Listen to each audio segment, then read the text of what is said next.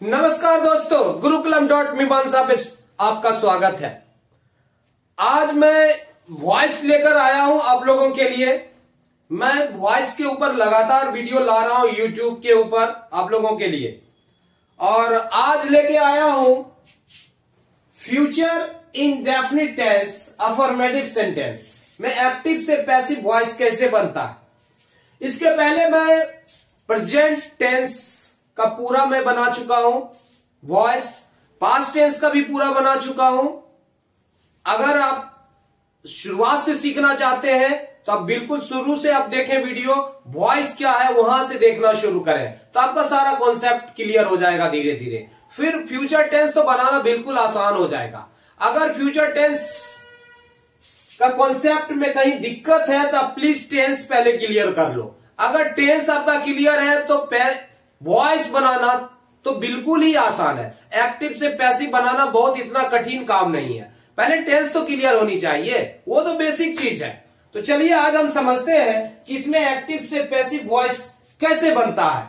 Future indefinite tense नहीं, affirmative sentence, इसका structure क्या है। एक्टिव से पैसिव वॉइस बनाने में क्या, एक्टिव में क्या स्ट्रक्चर है और पैसिव में इसका कैसा स्ट्रक्चर बनता है, पहले इसे समझते हैं। एक्टिव में सब्जेक्ट प्लस शैल या will plus V1 plus object रहता है। तो पैसिव में क्या होता है, जैसा कि आप लोग जानते हैं, अगर लगातार सीख रहे हैं तो आपको पता है कि ऑब्जेक्ट सब्जेक्ट की जगह चला आता है और सब्जेक्ट जो है ऑब्जेक्ट की जगह चला जाता है। नहीं, ये इंटरचेंज हो जाता है और सब्जेक्ट जो है ऑब्जेक्ट की जगह चला जाता है। वही शैल वही विल रहेगा, प्लस में एक्स्ट्रा क्या है, यहां बी का प्रयोग होता है, प्लस V3 का प्रयोग होता है। पैसिव वॉइस अगर सीख रहे हैं तो आपको पता होगा कि passive voice in V3 compulsory है। V3 है यहां, प्लस बाय प्लस सब्जेक्ट। तो चलिए हम इसे एग्जाम्पल से समझते हैं कि कैसे बनेगा ये। आई शैल टीच यू, तो यहां पर क्या, ये हमारा सब्जेक्ट है और ये हमारा ऑब्जेक्ट है। नहीं, तो हम क्या करेंगे, ऑब्जेक्ट को पहले लेंगे। ऑब्जेक्ट क्या हो गया हमारा यू। ये यू जो है नॉमिनेटिव केस से अगर ऑब्जेक्टिव केस में जाता है तो यू ही रहता है, अगर ऑब्जेक्टिव केस से नॉमिनेटिव केस आता है तो अब भी यू ही रहता है। नहीं, तो ये क्या हो जाएगा, यू के साथ क्या प्रयोग होता है, यू के साथ विल का प्रयोग होता है। यू विल क्या हो जाएगा, यू विल बी, टीच का क्या होगा, taught, you will be taught by, I का क्या हो जाएगा, आई का मी हो जाएगा।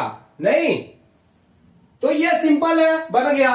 क्या हुआ, यू पहले ले आए, ऑब्जेक्ट ले आए, ऑब्जेक्ट के साथ क्या लगा, विल का प्रयोग हुआ, plus be plus V3, teach का टॉट हो गया, प्लस बाय प्लस मी, ये हमारा एजेंट बन गया। आई यहां पर मी हो गया क्योंकि ये नॉमिनेटिव केस में ये ऑब्जेक्ट की जगह पे आ गया तो ऑब्जेक्टिव वाला रूप में आ गया। नहीं, अब क्या है, यू विल फॉरगेट मी, तो क्या हो जाएगा इसमें, ये हमारा ऑब्जेक्ट है तो ऑब्जेक्ट पहले ले आते हैं, मी हो जाएगा आई, आई के साथ शैल लगता है तो यहां शैल लगाएंगे। जैसा सब्जेक्ट वैसा वर्ब लगेगा, सब्जेक्ट के हिसाब से वर्ब। तो आई शैल बी क्या हो जाएगा, I shall be forgotten, I shall be forgotten by क्या है, you, I shall be forgotten by you.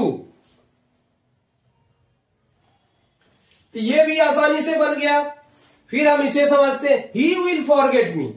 मैं बार बार रिपीट कर रहा हूं ताकि आपको समझने में आसान हो। मैं बार बार कहता हूं कि अगर बनाना हो तो सिर्फ एक ही वर्ब लो आप और पूरा इस तरह से स्ट्रक्चर तैयार करो, पहले उसे बनाओ।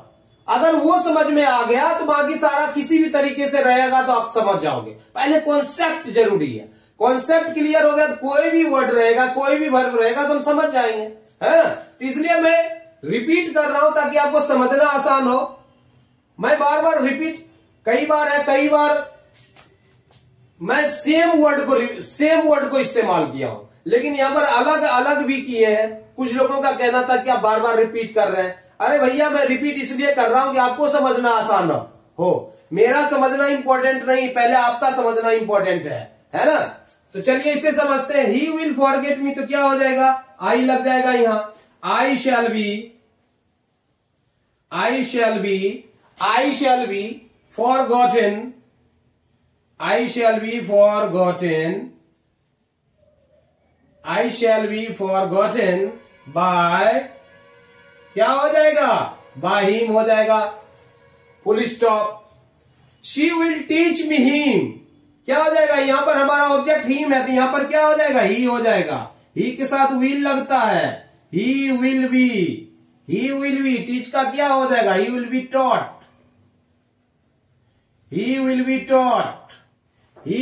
taught by, क्या हो जाएगा, by her, he will be taught by her, she will teach him, वह उसको पढ़ाएगी, he will be taught by her, he will be, उसको पढ़ाया जाएगा, किसके द्वारा, उसके द्वारा नहीं। राम will teach मोहन, तो क्या हो जाएगा, मोहन ऑब्जेक्ट है तो मोहन के साथ क्या लगता है, will लगेगा, Mohan will be taught by, क्या हो जाएगा, यहां पर राम है तो नेम नहीं बदलता है, नेम ही रह जाता है, यहां राम ही रह जाएगा। Mohan will be taught by Ram, we shall help them, तो ये कैसे बनेगा, ये भी बिल्कुल वही पैटर्न है। ये हमारा ऑब्जेक्ट है तो क्या हो जाएगा, दे हो जाएगा। ये दे के साथ will लगता है, दे will be helped by, क्या है, we है तो us हो जाएगा, full stop. you will help us, ये क्या है, us को अगर सब्जेक्ट नॉमिनेटिव केस में आता है सब्जेक्ट की जगह तो ये we हो जाएगा, तो ये क्या होगा, we के साथ shall लगता है, we shall be helped by, क्या हो जाएगा, by you, full stop. They will write a letter, तो ये लेटर हमारा क्या है, ऑब्जेक्ट है तो ऑब्जेक्ट को पहले ले लो, ए लेटर क्या हो जाएगा, इसमें विल लगेगा। शैल का प्रयोग सिर्फ आई और वी के साथ होता है। A letter will be written by, क्या हो जाएगा, दे का, by them. A letter will be written by them, full stop. अब यहां देख लो, Ram and Shyam will write a letter, तो ए लेटर हमारा क्या है, ऑब्जेक्ट है लेटर, तो यहां हो जाएगा ए लेटर क्या हो जाएगा, a letter will be written by name है, तो ये नहीं बदलेगा, ये वही रह जाएगा, राम एंड क्या है, Ram and Shyam, full stop. यहां पर क्या है, बॉयज विल प्ले क्रिकेट हमारा क्या है, ऑब्जेक्ट है तो ऑब्जेक्ट पहले लेते हैं, क्रिकेट के साथ क्या लगेगा, cricket will be played by boys, the boys. यहां पर अगर द लगा देते हैं, मान लो the boys will play cricket, तो क्या हो जाएगा, cricket will be played by, क्या हो जाएगा, द बॉयज, फुल स्टॉप। तो बहुत ही आसान है समझना, बिल्कुल इतना कठिन नहीं है। फ्यूचर इंडेफिनिट टेंस का एक्टिव से पैसिव वॉइस बनाना इतना कठिन नहीं है। इसी प्रकार से अगर ये अफर्मेटिव आपका क्लियर हो गया तो आपका इसमें नेगेटिव बनाना भी बहुत ही कठिन नहीं है, बहुत ही आसान है। तो इस पे मैं नेक्स्ट वीडियो लेके आऊंगा कि अफर्मेटिव में एक्टिव से पैसिव वॉइस कैसे बना, ये हो गया। तो दूसरा आ जाएगा कि नेगेटिव सेंटेंस में एक्टिव से पैसिव वॉइस कैसे बनाएंगे। तो आप प्लीज जाते जाते मैं बताऊंगा कि आप एक ही वर्ड लो, एक ही वर्ब लो, उससे पहले प्रैक्टिस करो। कॉन्सेप्ट क्लियर हो जाए तो बदल के आप बनाओ, तो आपका पूरा का पूरा क्लियर हो जाएगा। जाते जाते एक बार फिर बताऊंगा, जिन्होंने हमारे चैनल को लाइक नहीं किया है, सब्सक्राइब नहीं किया, तो प्लीज लाइक कर ले, सब्सक्राइब कर ले और ज्यादा से ज्यादा अपने दोस्तों को भी बताएं। जय हिंद, जय भारत।